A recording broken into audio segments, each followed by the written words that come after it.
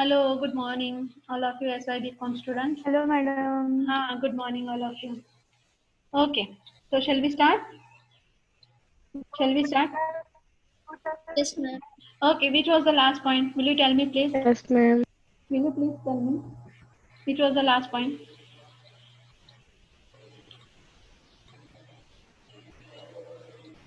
Which was the last point?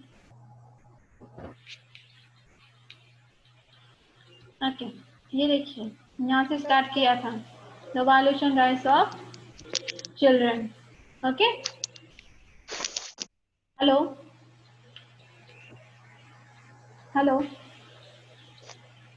shall we start? Yes. Yes, ma'am. Yes. Okay, कभी कभी ऐसा लगता है कि सही में मोबाइल पे हैं या मोबाइल कहीं रख के घूमने गए हों, ऐसा लगता है. Okay, and listen carefully, listen carefully. Those who are online, I can see their names. They can only fill up the attendance. Those who are attending the lecture. Okay.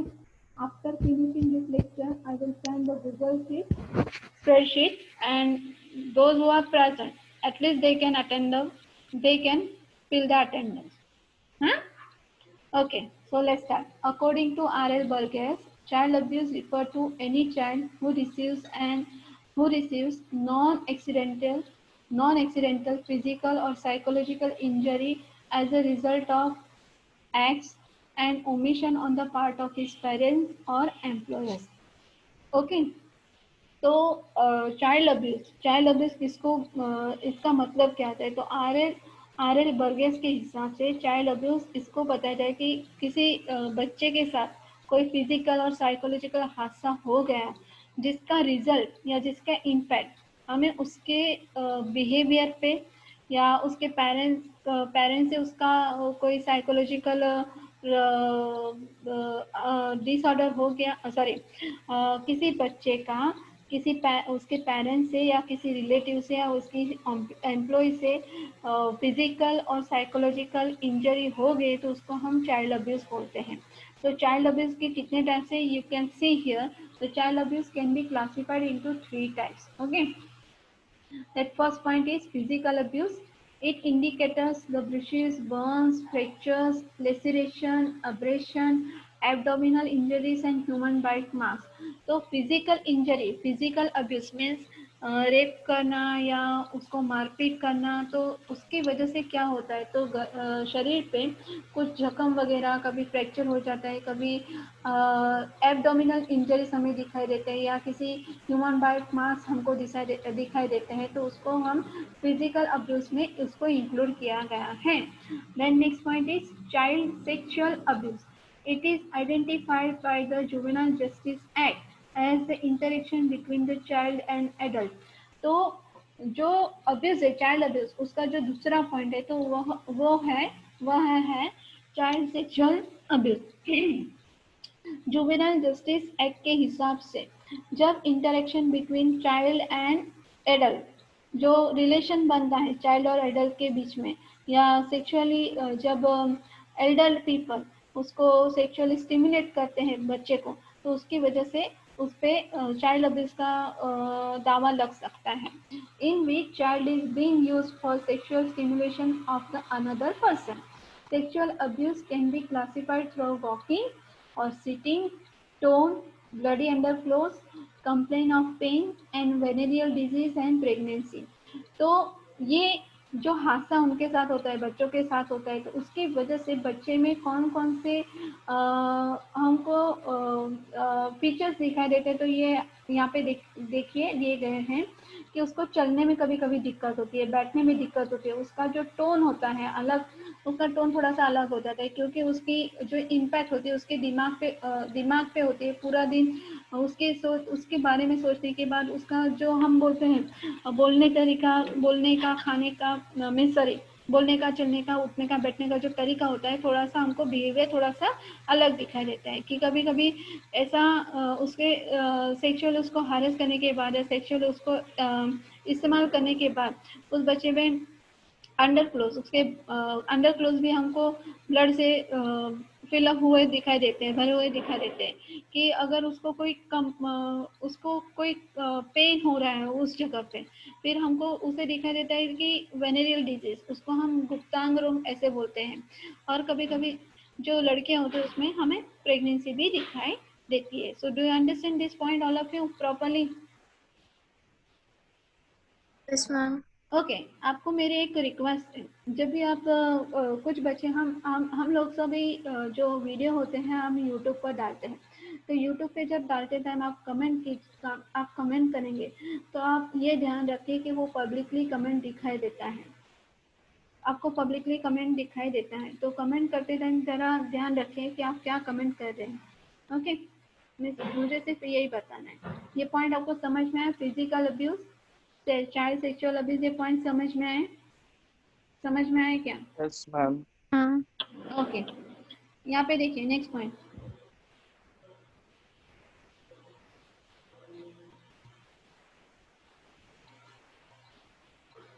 तीसरा है emotional abuse. It is neglect और maltreatment of children.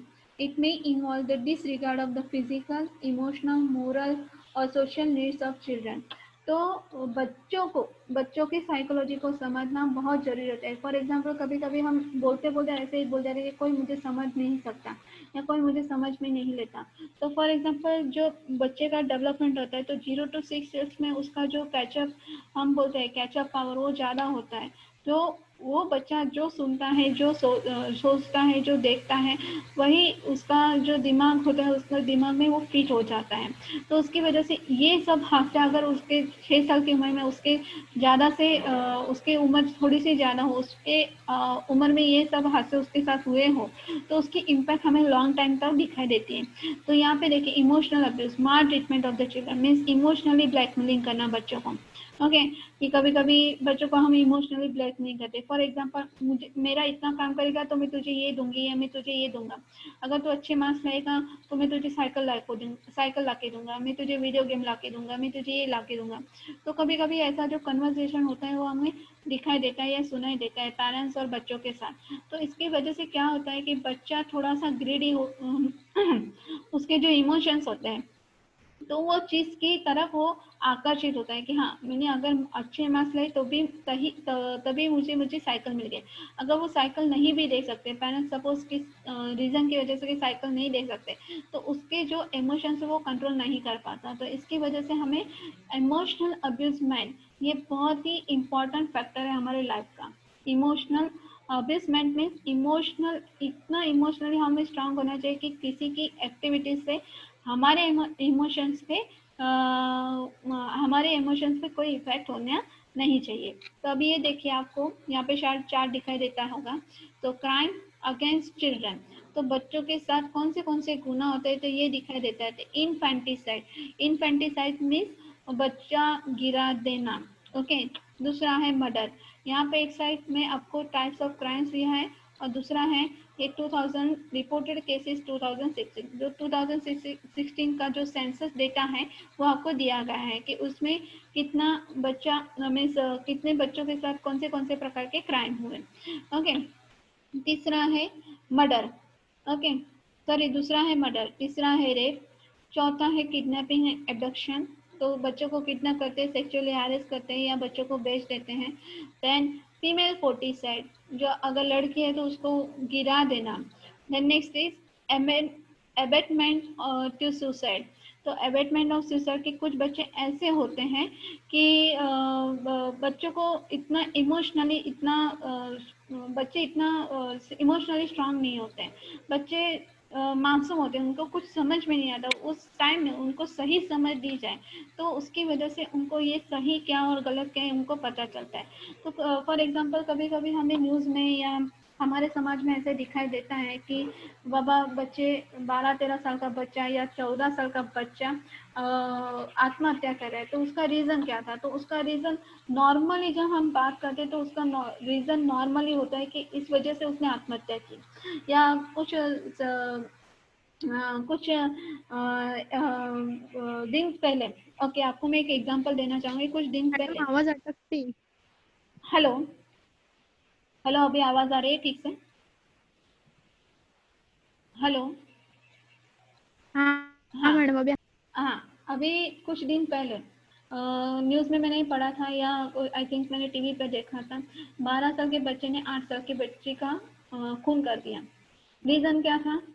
Reason simple था कि दोनों video game खेल रहे थे, और बच्चा जो लड़का था वो हमेशा हारता था वीडियो गेम में, और जो लड़की थी वो हमेशा जीतती थी। तो ये सिंपल रीजन, ये उनको जो हम बोलते ना कि हार जाना, हारना, उसको हार भी उतना बैर होना चाहिए, और जो जीतता है तो उसको इतना बैर होना चाहिए। तो यहाँ पे इमोशंस ज्यादा काम करते, तो ये जो हादसे होते हैं इन बच्चों के साथ, या कभी मर्डर करते हैं या कुछ ऐसा होता है, तो वहाँ पे it is the duty of parents and guardians, और someone as those who are taking care of the children, make them emotionally very strong, make them physically very strong, and give them proper and healthy environment to develop.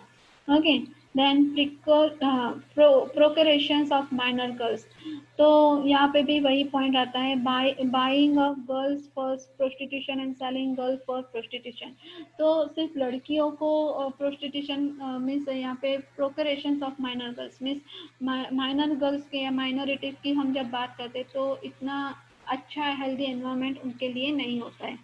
तो वहाँ पे उनके लिए एक अच्छा healthy environment होना चाहिए। थोड़ी सी हमारी जो सोच होती है वो समाज से जुड़ी होती है, क्योंकि समाज हमसे जुड़ा है, हमारी सोच से जुड़ा है। जब हम सोच बदलेंगे तभी हमारा समाज बदलेगा, तभी देश बदलेगा। तो यहाँ पे बाइंग गर्ल्स फॉर प्रोस्टिट्यूशन, यह आपको पॉइंट समझ में आता होगा कि बच्चियों को बेच डालते हैं प्रोस्टिट्यूशन के लिए, और बच्चियों को खरीदा जाता है। ये इंटरनेशनल लेवल पे ये ऐसे क्राइम होते रहते हैं, जिसका पर्टिकुलर जब नंबर सामने आएंगे, नंबर हमारे सामने आएंगे तो हमारी आंखें चौंक जाती हैं। Okay, so the next point is child labour. ये आपको दिखाई दे रहा है। Okay, child labor is intricately linked with the poverty, and its total and final eradication is only possible when the problem of poverty is brought under the check. Following observation regarding the child labor in the country. Number one, about 5 million children are still working. तो child labour means बाल मजदूर, तो सबसे ज़्यादा सबसे पहला जो reason है, उसका पहला रीज़न है होता है उसका गरीबी, कि उम्र ना होते हुए भी वहाँ पे हमको काम मीन्स बच्चे को काम पे लगा दिया जाता है, तो उसका मेन रीज़न है पॉवर्टी। ओके, अगर वो पढ़ना भी चाहते तब भी वो पढ़ नहीं पाता है।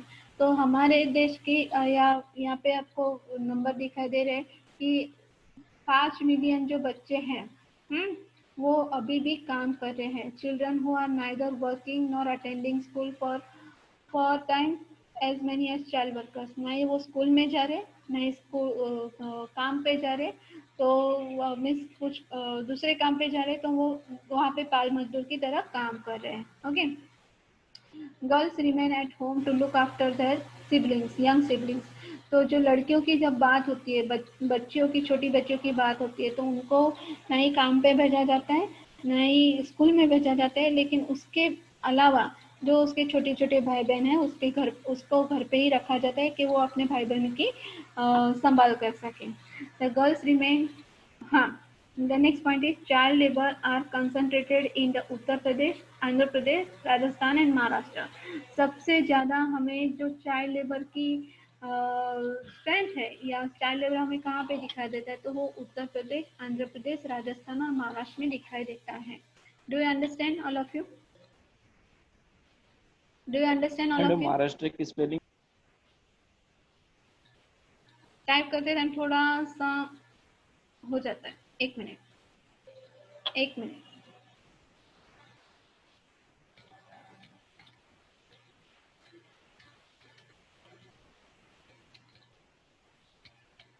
अभी ठीक है? ओके यस ओके, तो अभी तक के जो हमारे, पहला आपको पीपीटी भेज चुकी हूँ मैं आपको।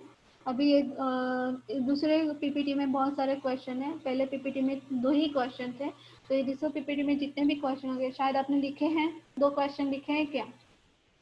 Have you written? Do you make your own notes? किसने किसने सही बताएंगे मुझे, किसने लिखे, किसने लिखे, किसने लिखे आंसर? सही पूछेंगे और सही बताएंगे आप मुझे। शायद बहुत कम लोगों ने, मुझे आपके जो रवैया है आपका, जो अटेंडेंस है उस पे से पता चलता है कि बहुत कम लोग, कम बच्चे, एसवाई का बहुत ही रिजल्ट कम है। आपको ऐसा लगा कि अगर ऐसा ही हालात चलते हैं तो हमारे भी ऑनलाइन एग्जाम होने वाले, तो ये गलतफहमी में मत रहिए, क्योंकि हालात ठीक हो गए तो आपका ऑफलाइन लेक्चर मीन्स आपका ऑफलाइन एग्जाम देना जरूरी है। तो एक टाइम में इतना सारा स्टडी करना आपको भारी पड़ सकता है। तो जरा स्टडी के बारे में आप जरा कॉन्फिडेंट रहिए और stay in that particular manner कि स्टडी करना है। ऑनलाइन लेक्चर हो रहे हैं फिर भी आपको स्टडी तो करना ही पड़ेगा, नोट्स निकालना पड़ेगा। ओके, अभी तक ये जो पॉइंट्स है, ये पॉइंट समझ में है आपको? पॉइंट समझ में आए क्या? Yes, ma'am. Okay, next point है, देखिए अब cyber crime against children. Nowadays, with the growing access to the computers, mobile phones, and other gadgets, the children's exposure to the internet is increasing in India. जब हम भारत की बात करते हैं, when we are talking about India, that most probably in every home, in each home, the child is playing a video game on mobile. Okay, am I right or wrong? Child is playing video game. Right. Okay, that those who are very small children, they at least if they don't know anything, but they just stick to the mobile phones. They just touch the phones and the screen are seen, and they enjoy each and everything. That what is the what are the activities of the recent children?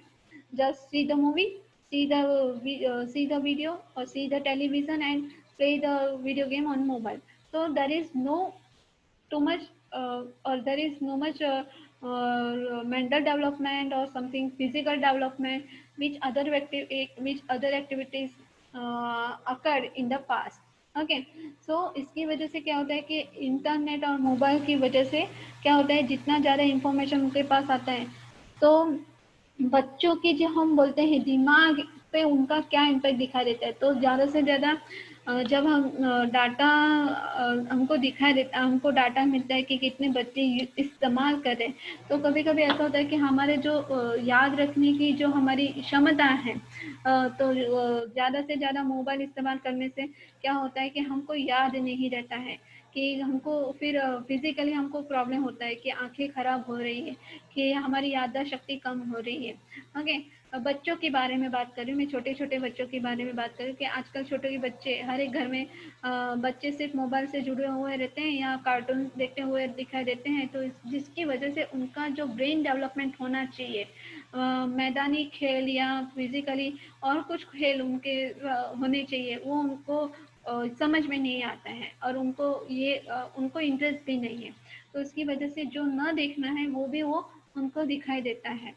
Okay, ज़्यादा से ज़्यादा इस्तेमाल mobile और internet इस्तेमाल करने की वजह से। Moreover this is one of the most unregulated and open space easily susceptible to the abuse. तो अब्यूजमेंट के लिए एक ओपन फील्ड है कि जो आपको नहीं देखना चाहिए, जिस उम्र में आपको नहीं देखना चाहिए वही आपको कभी कभी दिखाई देता है। तो cyber bullying, emotional harassment, defamation and intimidation. तो साइबर बलिंग मीन्स जब भी जो बच्चे होते हैं 16-17 साल के बच्चे जब भी साइबर में जाते हैं तो साइबर बलिंग का वो शिकार हो सकते हैं कि शायद साइबर में जाते हो या नहीं जाते हो, लेकिन अगर फैसिलिटी घर पे दी गई है तो कभी कभी उनको फॉर एग्जांपल कभी कभी फेक अकाउंट भी तैयार किया जाता है उनके नाम से। किसी व्यक्ति ने फेक अकाउंट तैयार किया, उसकी बदनामी करते हैं। अगर लड़की है तो उसकी ज़्यादा बदनामी होती है। ओके, तो इस प्रकार के हादसे उनके साथ होते रहते हैं। Then next point is online sexual abuse. तो online sexual abuse means for example जब भी वो साइबर में जाते हैं या ऑनलाइन कुछ काम करते होते हैं तो उनके स्ट्रेंजर्स से या किसी उनके जाने पहचाने व्यक्ति से उनको सेक्सुअली ऑनलाइन अब्यूज किया जाता है या उनका ब्लैकमेल भेजा जाता है या फाइनेंशियली उनको एक्सॉर्शन किया जाता है या उनको फंसाने की कोशिश की जाती है कि हाँ इतना पैसा दो या इतना लेके आओ नहीं तो तुम्हारे फोटोग्राफ्स लीक कर दूंगा वगैरह वगैरह वगैरह, आपके फ़ोटो में लीक कर दूंगा। तो जब भी हम पोस्ट करते हैं फोटोज या इमेजेस, तो हमें ध्यान रखना चाहिए कि कौन सी फोटो और इमेजेस हम पोस्ट कर रहे हैं। Okay, then next point is cyber radicalisation and threats. आपको धमकी दी जाती है। फॉर एग्जांपल पर्टिकुलर कभी कभी ऐसा होता है, फॉर एग्जांपल हम आजकल तो हमारे मोबाइल फ़ोन पे ज़्यादा से ज़्यादा रमी रमी गेम आपको शायद मोबाइल पे दिखाई देती होगी। यस, मैसेज आते हैं, यस और नो? Yes ma'am. आते हैं, मैसेज आते हैं। ओके, तो इसकी वजह से कभी कभी ऐसा होता है कि अगर आप गलती से भी वहाँ पे क्लिक हो गया, बटन क्लिक हो गया, तो आपको नेक्स्ट टू नेक्स्ट आपके जो स्टेप्स होते हैं वो चलते ही रहते हैं यार, और किसी और की वजह से आपको कभी कभी धमकियाँ आ जाती है, आपने नहीं खेला, आपने ये नहीं किया, आपने वो नहीं किया, तो आपको ज़्यादा से ज़्यादा आपके पास से पैसा निकलवाना, जो आप किसी के साथ शेयर भी नहीं कर सकते और किसी के साथ आप बोल भी नहीं सकते, ऐसा कुछ साइबर रेडिकलाइजेशन और थ्रेट्स में होता है। Then next point is online enticement, cheating, plagiarism, drug and trafficking. तो जब हम किसी पर्टिकुलर फील्ड में ऑनलाइन जब इसके ऑनलाइन की जब हम बात करते हैं, तो वहाँ पे चीटिंग और प्लेगरिज्म, कॉपी करना, तो ये चीज़ें हमको ज़्यादा हमें दिखाई देती है कि फॉर एग्जांपल किसी बच्चे ने कि शायद आप किसी बच्चे को ऑनलाइन ड्रग्स मिल रहा है, तो उसमें वो इन्वॉल्व हो जाता है। ड्रग्स आसानी कहीं से भी मिल जाते हैं, तो आपको किस जगह, किस व्यक्ति के साथ किस तरह रहना चाहिए, वो आपको खुद वहाँ पे आपको समझना चाहिए। Do you understand this point properly? Yes, ma'am. Okay.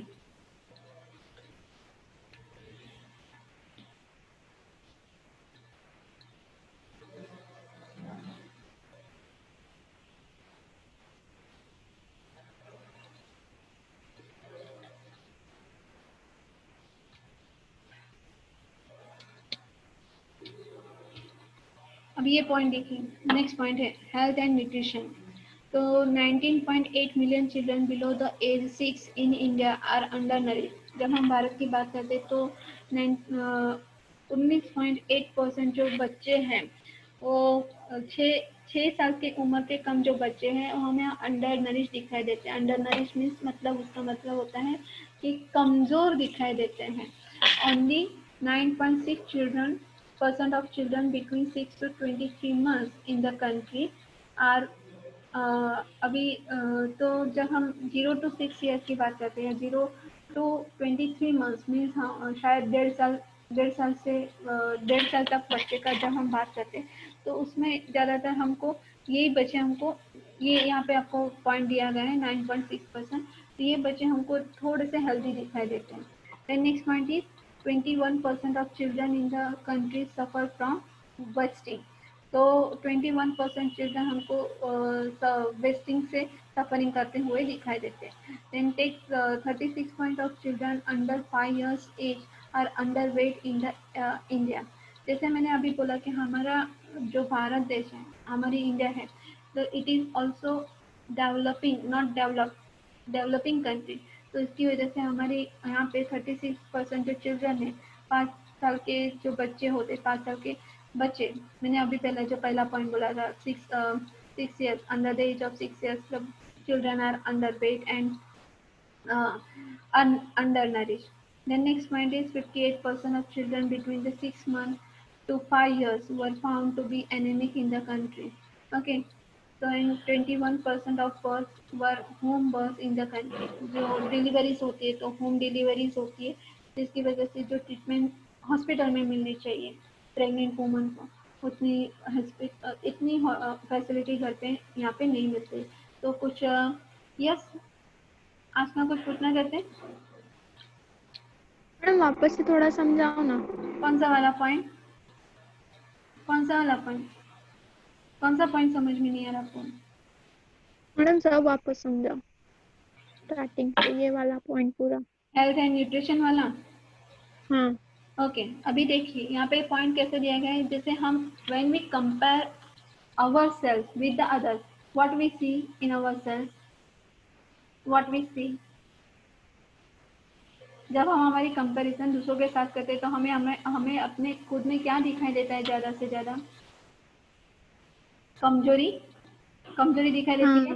Okay, लेकिन जब हम यहाँ पे देखो हेल्थ और न्यूट्रिशन की बात करें, जैसे हमारे बच्चों की हेल्थ एंड न्यूट्रिशन की बात हम दूसरे बच्चों की दूसरे देशों के बच्चों से कंपैरिजन करें तो हमारे इंडिया में देखो 19.8% children below age 6 in India are undernourish. उनको जितना पोषण मिलना चाहिए, जितना खाना पीना जो एनवायरनमेंट होता है जैसा मिलना चाहिए, हाँ, तो इतना मिलता नहीं है। मिलता है क्या? मिलता है क्या? यस और no? Yes or no? No. Okay. Okay. When we talk about the society is divided into three parts. Okay. Rich people, middle people, and poor people. Rich people, middle people, and poor people. Okay. When we compare rich people and middle people, okay, what they get, do we get in the recent time? Do we get? Yes or no? No. No. तो difference हमको वहाँ पे दिखाई देते हैं। For example जो उनको facility मिलती है कि फॉर एग्जांपल जो पैसे वाले लोग होते हैं, उनके जो बच्चे होते हैं, तो उनका जो हम बोलते हैं कि उनका जो डेवलपमेंट होता है कि अच्छे स्कूल में पढ़ना, अच्छा सा खाना मिलना, इसकी कंपैरिजन हमने गरीब लोगों के साथ कर दी, गरीब बच्चों के साथ कर दी, तो किसको ज़्यादा हेल्दी माना जाएगा? किसको ज़्यादा हेल्दी माना जाएगा? Rich people children, am I right? Rich people. Rich people, हाँ। तो वहाँ पे हमको डिफरेंस, क्योंकि खाना पीना हमारी सेहत हमारे हाथ में होती है कि किस तरह से खाना खाते हैं, कौन सा खाना खाते हैं, क्या खाते हैं, हमको पता नहीं किस तरह का एनवायरनमेंट है, तो किस एरिया में रहते हैं, वो भी इतना इम्पोर्टेंट है। ओके। तो फॉर एग्जांपल हम जब ऑर्डिनरी बच्चों की बात, ऑर्डिनरी जो बच्चे होते हैं जैसे मिडिल क्लास के बच्चे, हम लोग सब, ओके, हमारी कंपैरिजन झोपड़पट्टी वाले बच्चों से की जाए तो कौन बेटर रहेगा? हम ही बेटर दिखाई देंगे ना? हम ही बेटर दिखाई देंगे ना? यस और नो? हम ही बेटर दिखाए, क्योंकि हमें अच्छी फैसिलिटी मिलती है, उनसे तो हमें अच्छी फैसिलिटी मिलती है। हमारा खुद का घर, टॉयलेट, बाथरूम फैसिलिटी, खाना पीना सब कुछ हमें अच्छा ठीक से मिल जाता है। M I right? तो यहाँ पे वही प्रॉब्लम है कि पूरे देश की जब बात की जाती है तो पूरे देश की बात तो मीन्स अकॉर्डिंग टू कास्ट या अकॉर्डिंग टू ये रिलीजन नहीं, या पूरे सब बच्चों की बात की जाती है तो हमारे बच्चे जो 6 साल से उम्र के जो कम बच्चे हैं वो अंडर नरिश दिखाई देते हैं। तो वो जो बच्चों का जो डेवलपमेंट है तो पर्टिकुलरली उसके depend when the child borns and whenever the child in the womb of the mother, कि माँ को कितना पोषण मिलता है ये उस पर डिपेंड रहता है। M I right? M I right? Yes. अभी समझा? अभी पॉइंट समझा? दूसरा देखिए, तो हाँ madam. 9.6% children between 6 to 23 months in the country जो होते हैं, थोड़ा सा जब हम कंपैरिजन करते तो यहाँ पे एक पॉइंट रह गया है कि 9, एक मिनट,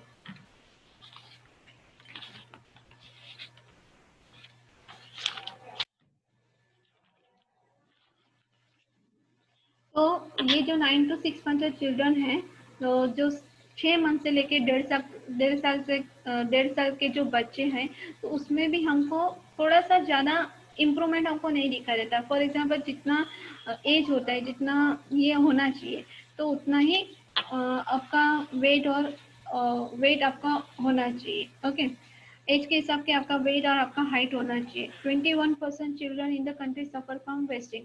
तो यहाँ पे अभी जब हम आगे का पॉइंट हमने देखा चाइल्ड लेबर, तो कुछ बच्चे वहाँ पे चाइल्ड लेबर की तरह काम करते हैं। तो 21% in the children suffering from the wasting. Okay, तो कुछ बच्चों को कुछ 2 साल मीन्स कभी कभी तो ऐसा होता है कि जो स्ट्रीट चिल्ड्रन होते हैं या झोपड़पट्टी के जो बच्चे होते हैं, तो 2 टाइम का खाना उनके लिए नसीब होता है कि नहीं दिन में, वो भी एक क्वेश्चन मार्क है। So do you understand this point properly? Do you understand? Okay. Then next point is 36% of children under 5 years of age underweight in India.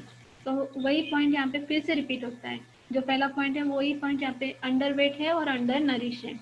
Then next point is 58% of children between 6 months to 5 years were found to be anemic in the country. Anemic means कमजोर। कमजोर दिखाई देता है। Okay, 58% children जो 6 महीने से 5 साल के जो उम्र के बच्चे हमें दिखाई देते हैं वो थोड़े से कमजोर दिखाई देते हैं। And 21% of births were home births in the country. तो ज़्यादा से ज़्यादा कुछ कास्ट में ओके, तो होम डिलीवरी करना पसंद करते हैं, जैसे पास में होता था। हॉस्पिटल में जाना उनके लिए उनके लिए जरूरी नहीं समझा जाता। जो भी डिलीवरी करनी है होम डिलीवरी करनी है। हाँ, तो जो ट्रीटमेंट फॉर एग्जांपल जो होम डिलीवरी करते हैं, जो ट्रीटमेंट हॉस्पिटल में उनको मिलनी चाहिए, तो वहाँ पे बेटर ट्रीटमेंट मिलेगी या यहाँ पे घर पे ट्रीटमेंट अच्छी मिलेगी? कैसे मिलेगी? हॉस्पिटल में। हॉस्पिटल में अच्छी मिलेगी। हॉस्पिटल में जो फैसिलिटी जो कुछ भी कम हो या कुछ प्रॉब्लम आ गई, तो हॉस्पिटल में एक्सपीरियंस पीपल होते हैं, एक्सपीरियंस डॉक्टर्स होते हैं, एक्सपीरियंस नर्स होती है, तो वो आपको ज़्यादा बता सकती है। तो थोड़ा सा डिफरेंस वहाँ पे हमको दिखाई देता है। ओके, अभी ये देखिए लास्ट वाला point, education. So 1 in 4 children of the school going is out of the school in our country, and 99 million children have dropped out of the school in the total. Okay. तो जब हम education की बात करते हैं तो जो बच्चे होते हैं 4 में से 1 जो बच्चा होता है वो स्कूल नहीं जा पाता। अगर वो 99 मिलियन बच्चे हैं तो वो स्कूल जाते भी हैं, लेकिन स्कूल या कॉलेज उनका ड्रॉप आउट हो जाता है। तो इसका मतलब क्या हुआ? इसका मतलब क्या हुआ? ड्रॉप आउट क्या हुआ उसका मतलब?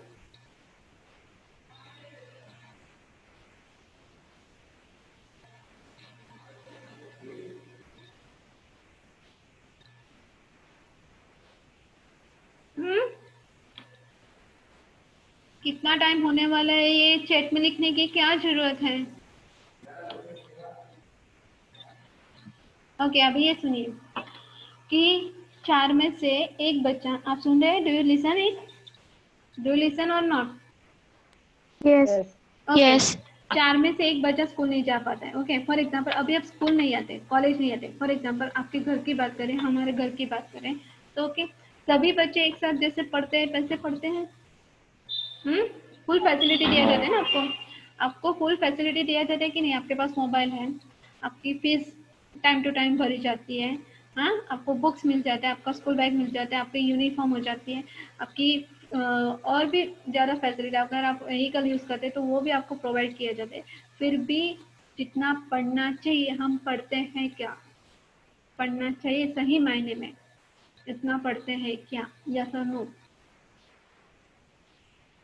नो। नो।